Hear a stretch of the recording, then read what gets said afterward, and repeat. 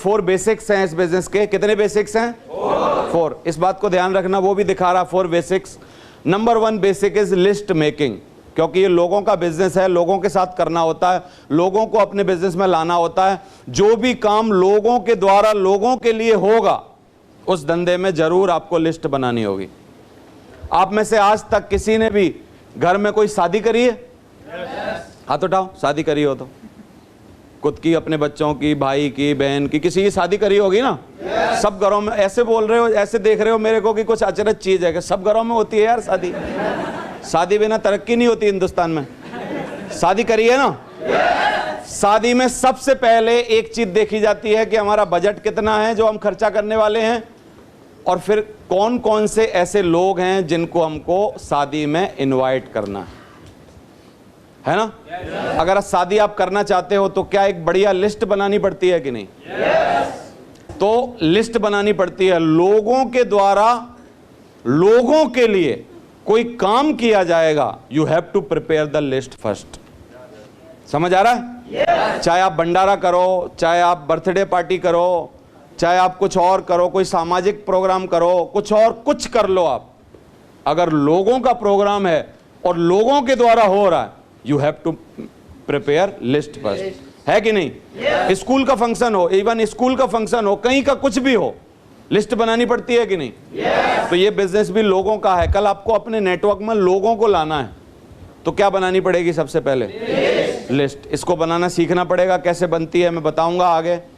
दूसरा, प्रोस्पेक्टिंग और इनवाइटिंग करनी होगी। मैं कितना अच्छा काम करता हूं दुनिया में, अगर मैं किसी को बोल के ना बताऊं कि मैं ये करता हूं, सच बताओ मेरे माथे पे लिखा है कि मैं क्या करता हूं? जैसे मैं बस में जा रहा हूं, 20 लोग और भी बैठे हैं, मैं भी बैठा हूं, किसी को कुछ बता नहीं रहा हूं कि मैं क्या करता हूं। 19 लोग मेरे से पूछने आएंगे, शर्मा जी आप नेटवर्किंग करते हो? क्यों? क्यों? क्योंकि जो कर रहे हो यार वो आपको बोल के बताना नहीं पड़ेगा क्या? तभी तो पता चलेगा ना। तो इसलिए आपको प्रोस्पेक्टिंग और इनवाइटिंग करनी होती है, क्योंकि आप लोगों को बोल के बताते हो। जब बताते हो तो 2 बातें होती हैं, कोई मानता है और कोई नहीं मानता है। सही है? तो थोड़े से लिटिल बेशरम बन जाओ। नहीं माने तो कौन सी हमारी दुनिया उजड़ी जा रही है? 1,33,00,000 -1 कर दो। चिंता करने की क्या जरूरत है जी? मेरा वो फलाना आदमी नहीं माना, नहीं माना, नहीं माना यार, क्या बात होगी? दूसरा मान जाएगा। समझ आ रहा है कि नहीं? तो प्रोस्पेक्टिंग और इनवाइटिंग करनी होगी बिना चिंता के। तीसरा काम जो मोस्ट इंपॉर्टेंट है वो क्या है? हमारे बिजनेस का प्लान दिखाना पड़ेगा।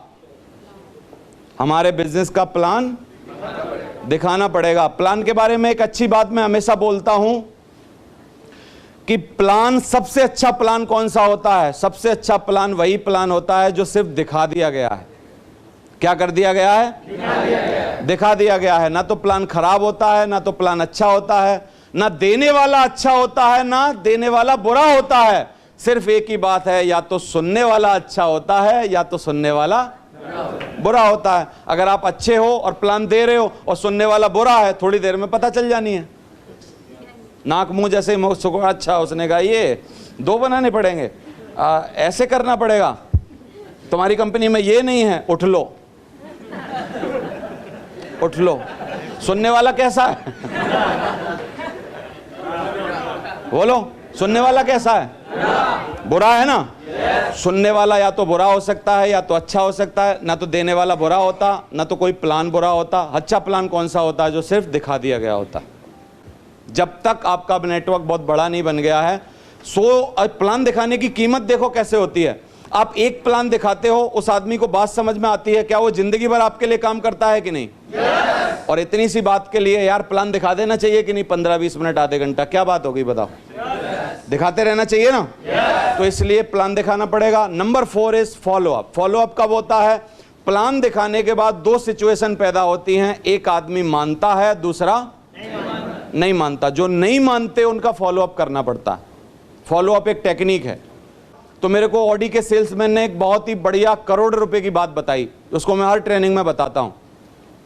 बोलता है, शर्मा जी जितना बड़ा प्रोडक्ट उतना बड़ा फॉलो अप। उसने मेरे को बोला, क्या? जितना बड़ा प्रोडक्ट उतना बड़ा फॉलो अप। सच बताओ, क्या मैं 2 रुपए का पेन बेच रहा हूं? अगर मैं 2 रुपए का पेन बेचने का सेल्समैन हूं तो क्या मैं आपके पीछे 20 बार पढ़ूंगा कि बाबूजी पेन ले लो, बाबूजी पेन ले लो? क्यों? कारण क्या है? क्योंकि मैं बोलूंगा जाओ बाबूजी, दूसरा आ जाएगा कोई, क्योंकि 2 ही रुपए का तो है। और अगर मैं 20 लाख की ऑडी बेच रहा हूं, 40 लाख की ऑडी बेच रहा हूं, और आप मेरे ग्राहक हो, ऑडी देखने आए हो, अभी मैं आपका फोन नंबर पता लेके एकदम चिपक नहीं जाऊंगा आपसे? क्यों? क्यों? समझ आ रहा है कि नहीं? तो उसने बताया मेरे को, ऑडी के सेल्समैन ने, कि जितना बड़ा प्रोडक्ट उतना बड़ा फॉलो अप। तो हमारे बिजनेस में फॉलो अप करना पड़ेगा कि नहीं? आपको पीछे पड़ना पड़ेगा कि नहीं? सारी प्रक्रियाएं सीखनी पड़ेंगी कि नहीं? कैसे होता है, क्या होता है, कैसे हाँ करवाई जाती है, कैसे सवालों के जवाब दिए जाते हैं।